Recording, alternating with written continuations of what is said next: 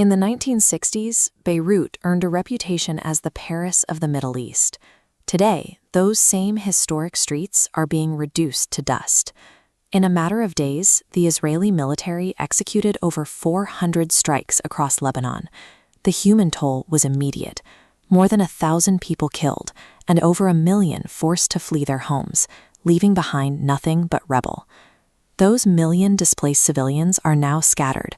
Entire families are living indefinitely in makeshift tents pitched along the sides of highways, with no homes left to return to. The speed and thoroughness of this destruction point to a deliberate, systematic operation to shift the demographics of a sovereign nation. The global reaction to this mass displacement has been silent.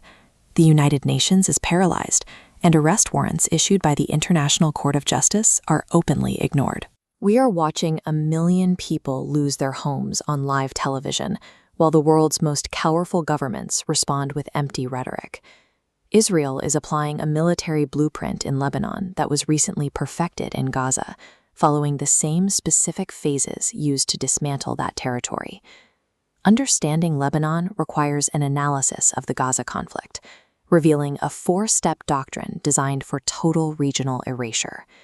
Phase 1 of this doctrine centers on depopulation through civilian evacuation orders. In early March, the Israeli military ordered the immediate clearing of the region stretching from the Litani River to the Zaharni River.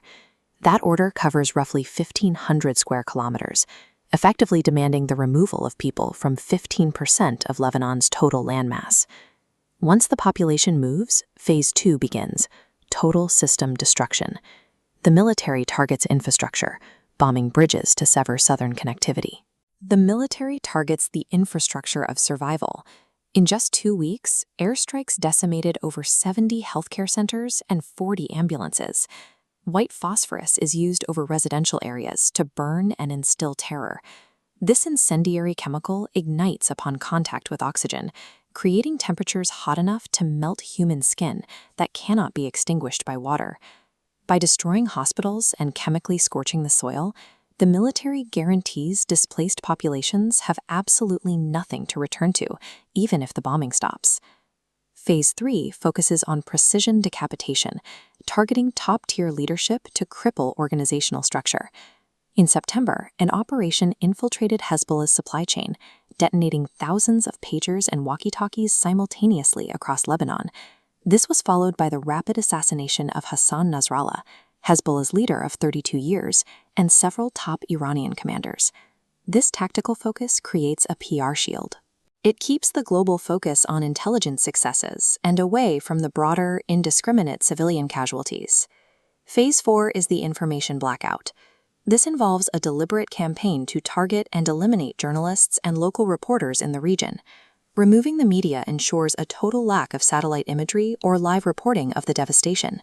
Eliminating the storytellers is the critical final step in erasing a population. Without cameras, the evidence of war crimes disappears. Lebanon has been functionally shattered, establishing a new status quo of perpetual generational displacement. The narrative shield serves as a primary weapon for this playbook, allowing Israel to frame the destruction as a struggle for survival against terror organizations.